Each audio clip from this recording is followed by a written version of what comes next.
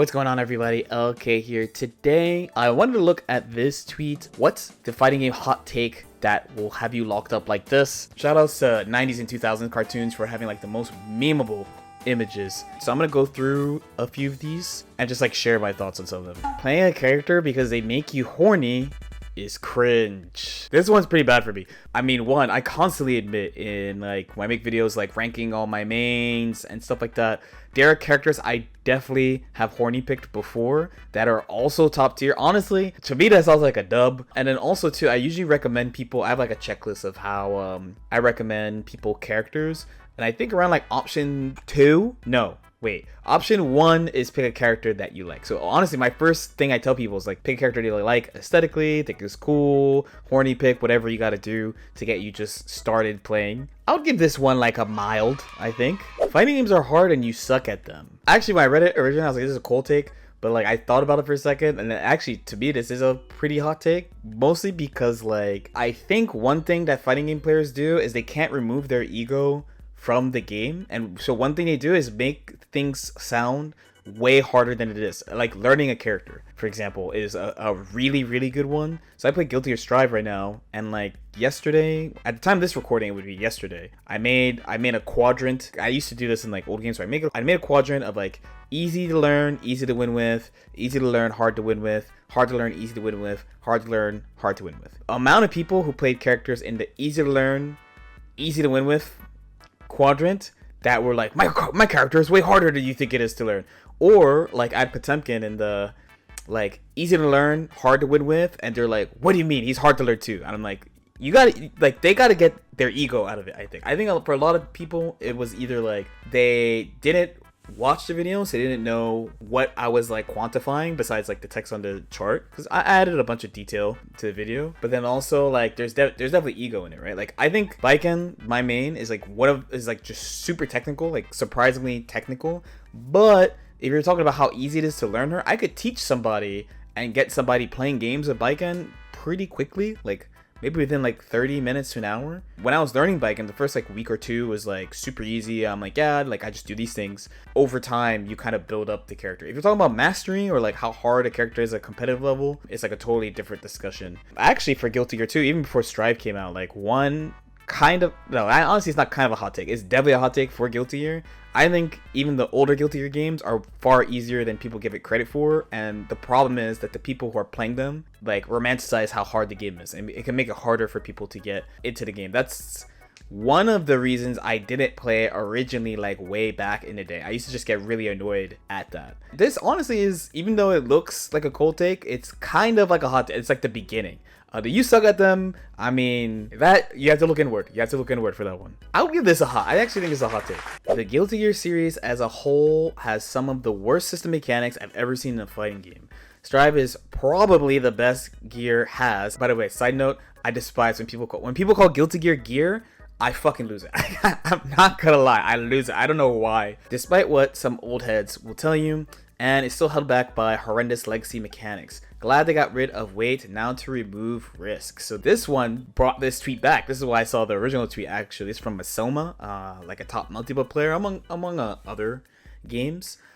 This one is pretty interesting and could honestly be its own video because it kind of depends, you know? So I feel like Guilty Gear has interesting mechanics, a lot of interesting mechanics. One thing I like about the old games is with all like the unique backdashes, the different wake up speeds between face up, face down, you know, weight, risk, tension, is that like each character has different values in these. There's usually like some small similarities, but basically each character has different values in these.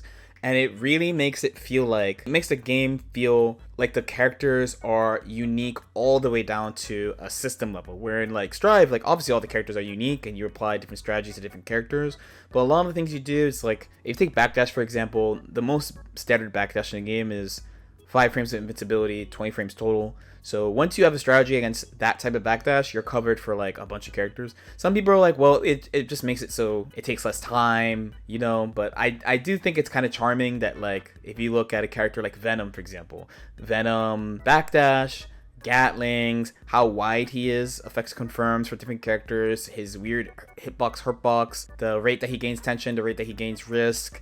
It's just like every detail of the characters are different, and I just think it creates chances for unique strategies that would not be there in the case of like a game with a more homogeneous design style. So for example, Dragon Ball is one of those. So in Dragon Ball, once you learn something about like some type of situation, you can generally apply it to all of that type of situation in the entire game immediately. It's good because that game has a lot of characters, a lot of team types, but I mean, in my head, it's just like different types of games, so I can kind of see both sides. I'm kind of I don't even know what you call this. I basically just accept each game for what it is now, and I'll usually only call out stuff like things that I think are particularly egregious. So for example, I think it's kind of crazy to say that Risk is a bad mechanic, where we have stuff like Guard Crush, which I think Guard Crush is an actual bad mechanic. Or if you want to talk about Exerd, YRC in Exerd is, let's say, a mixed bag of a mechanic. Some people like it, some people don't. But I mean, that game has Danger Time, which is guaranteed trash mechanic. I don't know. This one to me is a certified hot take though. This one is crazy, and a lot of these are quote tweets. Trust me, a lot of these are quote tweets. I actually ended up quote tweeting this. I mean, I hit my boy here, right? Like, bravest tweeter on the whole platform for this one. Guilty Gear is one like the legacy. You know, like Guilty Gear, Street Fighter, MK, Tekken, like these type of games. It is hard to say something bad about classic Guilty Gear. Trust me, I know it is hard. So this is like the bravest tweet I've ever seen about Guilty Gear. Real talk. Ooh, this one from Lord Wooly Wolves. So new characters over returning favorites. This is a spicy one, right? This is the reason why Third Strike fell off originally, right? Because I think in Third Strike it was originally, I'm probably saying this wrong. It's either Ryu was the only returning character or there was no returning characters. I forget which one. I'm counting on Lord Chad, the editor, to check that for me. But this one is really spicy because I actually don't agree with this. I think it's a pretty hot take. I have said this. I usually make a New Year's video of like things I feel like is going to come up in the year of fighting games or something. And one thing is that it's really hard to make a new fighting game, like a new IP. It is way easier to make like a established beloved IP. So something like Marvel, for example, Marvel characters, or like Dragon Ball Fighters, Dragon Ball characters. In the case of like Street Fighter and Tekken and Guilty Gear, these are original IPs, but they're also very old. They're very legacy IPs. So they have that nostalgia factor. So I think it's really important for the marketing of the game to have recognizable characters that people already know over new designs. I also feel like that's why one of the many reasons why BlazBlue was not accepted very quickly as a fighting game, at least here. I can't speak for other regions, of course, but at least here. And I mean, you see this in all sorts of media, right? Like people complain about the Marvel Cinematic Universe, about how like, yeah, they're just using things that are already existing, which doesn't take as much effort as making like an original movie. And even though I don't like this game I'm about to reference, like for example Genshin, I don't like Genshin. I think the game's kind of trash. Sorry if you like the game, sorry. However, one of the things I think that's like a miracle about this game, or maybe it's not because it's just full of waifus, is that they got people to care about Genshin. Like it's just some original, they just made it up. They got some character designs, they made it up, and people were like, wow, this is cool. Which I think is like a real accomplishment. That's pretty hard. I would say it's a pretty hot take. I think the only thing that would be worse received than Guilty Gear Strive when it was announced, or like BlazBlue when it was announced, is if they make like a Guilty Gear Thrive, like a new Guilty Gear game, and they had not only new mechanics, again, to get people mad, but then also no returning characters at all on launch, with like a 12 character roster. I think people would lose their minds, actually. I think that would burn the series, actually. And maybe have like pop music or something. I don't know. From Lord James Chen, people have to stop comparing fighting games, whether it's MK versus SF, Strive versus Exerd. We should celebrate that our genre is so varied that it provides such wide range of styles and enjoyment for different people. Fighting game X should not be more like fighting game Y. It's a little mild, I want to say. I think it's very fair to compare different fighting games from a lot of perspectives between what the games offer for different people. So for example, one thing that's a very common thing is when people say things like, oh, this game isn't worth $30, it doesn't have a story mode. But I'm like, multiplayer is infinity. Like you just play multiplayer like forever, for example. Or like the different styles of games, like games that have more unfair strong tactics, games that have less mobility, 3v3 fighters, both the King of Fighters way, where it's kind of like Pokemon style, or like the Marvel style of like you can call assists. Like I think it's interesting to look at the different approaches we have to the genre for sure. But he is right that we should actually celebrate that the games are different, and that in our current generation of fighting games where there's a lot of choice and you really can't just pick the game that you like, that's definitely worth being celebrated. This is kind of like half and half for me, but I think you should, and I will continue to compare fighting games. It's fun. The amount of players that insidiously rope you into consoling them after a set is way too damn high, like the rent. I just wanna press buttons. Maybe don't place your entire self-worth on a video game. Me, GG's, them, God, I am just so trash. Me, emoji. Not sad, more like parental judging emoji. Okay, so this is definitely this is for sweats, right? This is about tournaments. I can't really say that has ever happened to me, but also I don't do that to people, but I can definitely see, like, one, if you're younger, two, if it's like your first competitive anything ever, or if it's your first competitive like video game, I could see people doing that. There's good advice in here too. You shouldn't place your whole self-worth on a video game, wink wink. I don't think this is this doesn't read like a take though as much as a frustration, but it's definitely understood. I think that tournament etiquette really should be you just shake hands and bounce. When I'm tight, some people are like, oh, okay, you get the fuck out of there. I'm like, what do you want me to do? Do you want me to stand around and say about how the other character is really BS or how I got unlucky or whatever? No, like, I'm just gonna shake your hand, I'm gonna bounce, I'll deal with my feelings on my own, and then like we can bounce back and we'll just move on with our life. I think this sounds like venting to me, kind of, but understood venting, because you know, like, you gotta deal with that on your own type thing, in my opinion. Ooh, from the homie Doompa. I don't like fighting games. I think they're shit. I just play hot characters I enjoy to some degree. Most games have the most dog shit mechanics or character gameplay designs. I've played too many games that punish players for the wrong reasons. Things. I'm tired. This is actually surprisingly a mild-ish take. Maybe for some people this would be a hot take. I think a lot of the games I played are pretty polarizing games. Like, I made a video before, and I kind of want to revisit it and like clean it up a little bit, but about like what makes a fighting game like actually a good game. And what I mean is like from like a playing it perspective, and it's actually okay for the game to be like technically bad or technically unfair, and it could still be like a fun game. I don't think it's crazy to say like, oh, like this game's not good or whatever. This game's not good, but like I like it. It's also funny that this kind of references the if you pick characters to horny pick, you're cringe, because my man's like, I just pick the characters I think are hot and are fun, which is fine. Almost every fighting game I played has at least one mechanic I don't like, and definitely characters. So since I played so many Arc Sys games, especially, I played like a bunch of games from different devs. But if you're talking about like my main wheel and like what I'm probably known the most for is Arc Sys games. And one thing, I know they do this on purpose. They make polarizing character designs, so there's always some type of character. They don't even have to be good. There's always some character that I'm like, why does this exist?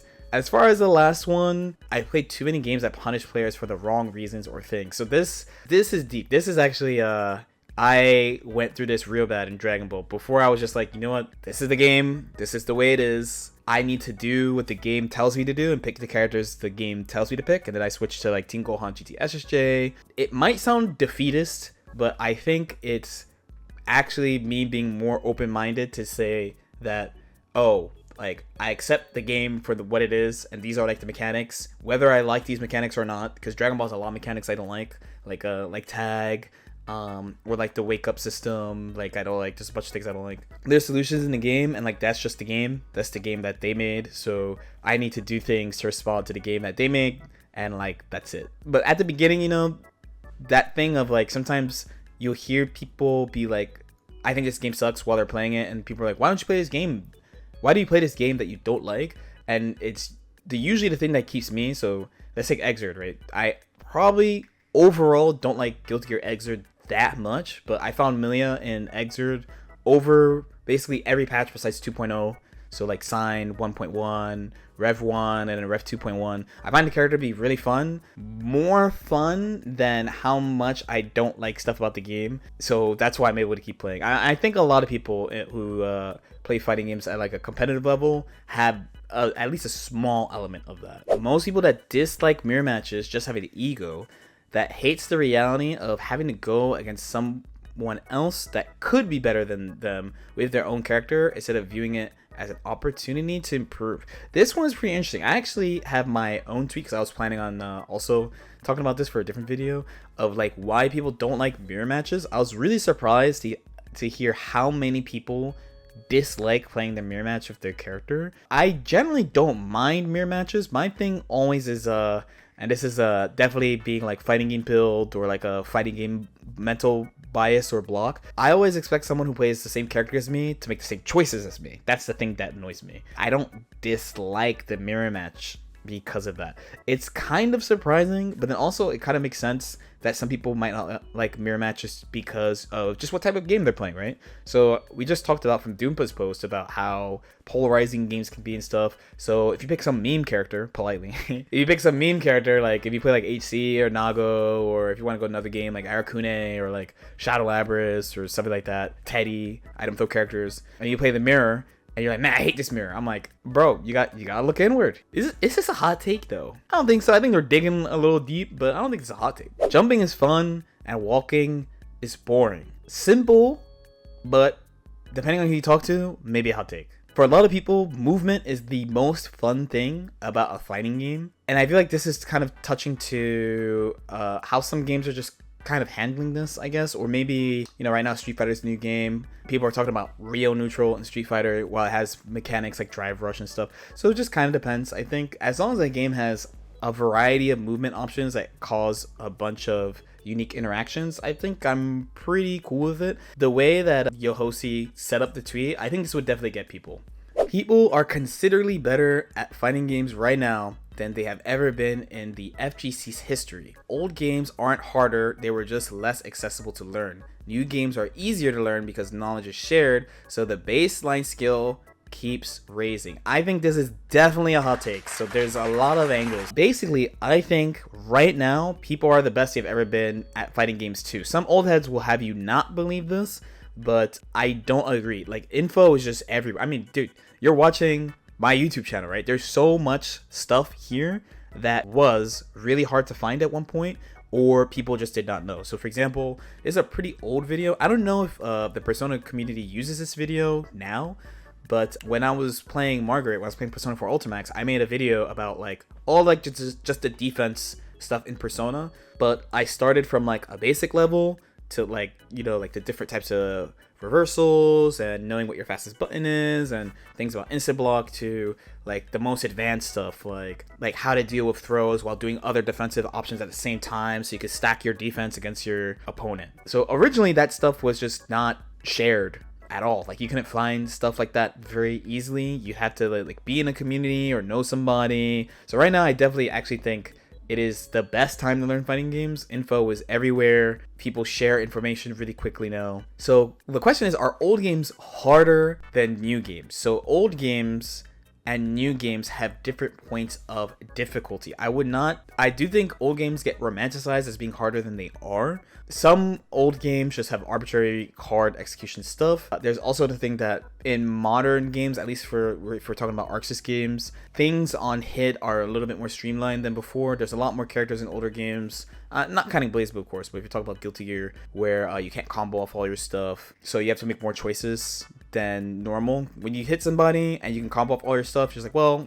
because I'm comboing them, I'm going to go into this combo, which leads into this knockdown, which has these options. You can really chart out and you create like a perfect game where when you can't combo off all your hits, or if you don't get like a knockdown off all your hits, then your game has way more points of deviation that you have to think about and consider. For me, the hardest thing about old fighting games is that there's not a lot of info and it's harder to practice and like learn all the matchups. Honestly, old fighting games is kind of like, it's kind of anime, you know, like for tournaments you would go somewhere. Like one huge advantage I had in BlazBlue is that almost no region in the US had a Lychee player, so I put Lychee.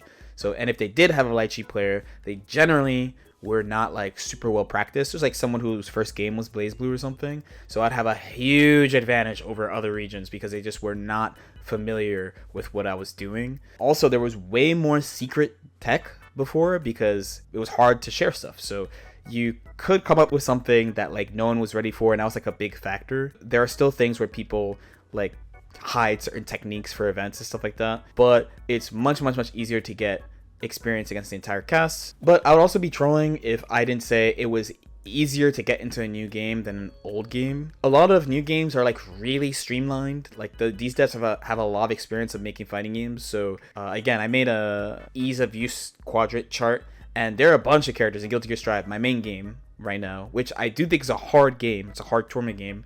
There are a lot of characters in that game that I could really at least get someone started with a character, mashing with a character in like 5 to 15 minutes. There's only a handful of characters where I'm like, oh, like it's actually gonna take you a while to get like baseline competency with this character. This one is all over the place, but I'm sure there are people who are upset at this tweet. From Lord to Kill Stage, we need to gatekeep more. This one's actually pretty interesting. As one of the newest fighting games that people are waiting for, there's like 2 fighting games, at least in my space, because I'm not playing like 3D fighters. I'm not really playing Street Fighter. Street Fighter's out, so they're chilling. People really want a new anime fighter on the lane of Dragon Ball fighters. Like I constantly hear people begging for like a Naruto fighters, and of course the other one people are waiting for is Project L. When I read when we need to gatekeep more, what I'm thinking is there's this intersection that happens in fighting games, right? I'm a person that plays many new fighting games, so I'm pretty open to them, like experimenting with stuff, trying to do stuff to get new people into the genre. I played a lot of games where at the beginning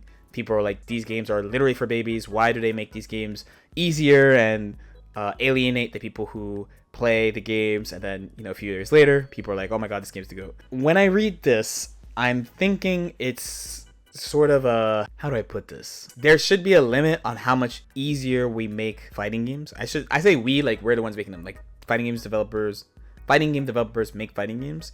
I'm sure for most people it's a pretty cold take. For me, it's honestly this pretty mild. Like even for myself, where I'm pretty open to new games, I think there's a limit of like how much, and I haven't really seen any fighting game go that far. Probably the main one would be honestly Dragon Ball FighterZ. Dragon Ball FighterZ is almost an arena fighter to me. It's very, obviously it's like 2D, and it's a 3v3 tag fighter with like assists and stuff, but I'm like, it's so close. Like the mechanics and stuff in the game that made me angry at it for like the first year or so, like how anti-airs are not good, and like the tag system and stuff, like the stuff that got me really annoyed at the game until I decided to make teams with those ideas in mind. That stuff is like borderline of what I'm willing to tolerate. So and if there's a game that would have something like that, it would be like an anime IP fighter. I don't know what you think about this. This one's very open-ended to me. I think it's a mild at the bare minimum, there's like a line for me, but like I could agree with this in certain cases. Playing against people overwhelmingly stronger than you is not the only way to improve. You are not a Saiyan.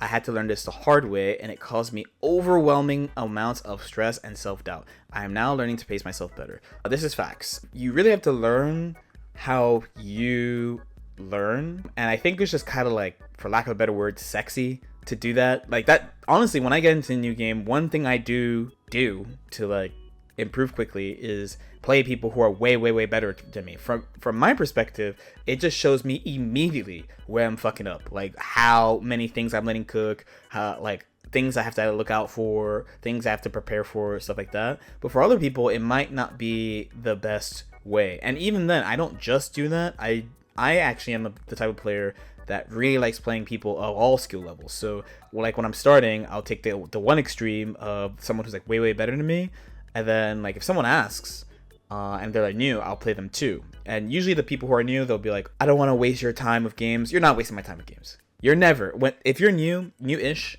or like more of a beginner, and you're asking someone who's like a lot better and you're nervous, don't be nervous. You're not wasting your time. If they tell you you're wasting your time, they're kind of being a dick. There's definitely things they could do even in those games to make them like worthwhile games. One, help you improve. That's one immediate obvious way. But in two, if there's any like lingering tactics or tricks or just things they want to try, combos, confirms, pressure ideas they want to try, they can try it on you. It's a very low stress setting. Me personally, I find it very hard to try new tactics on people who are like my level or better. Usually what I'll do is I'll find someone like slightly, just like boot up ranked, for example, tower for Guilty Gear Strive, right? And I'll just try it on random people in the tower, and then I'll try it on like a higher level player, see how it goes. So this one's actually a pretty good piece of advice. It like suggests you should learn how you like to learn in matches, which I think is important. All right, but let me know what you guys think. So honestly, I mean, you guys know I like discourse. I love talking about fighting games and the various different angles of fighting games. Some of these were pretty interesting. Some of these were pretty soft. I'm just like, yeah, I agree. Some of these I could definitely see people get mad at. Some of these I do. As usual, let me know what you think in the comment section. Any questions too, just leave in the comment section below. Like and subscribe if you guys feel like it. And I'll see y'all next time. Peace out.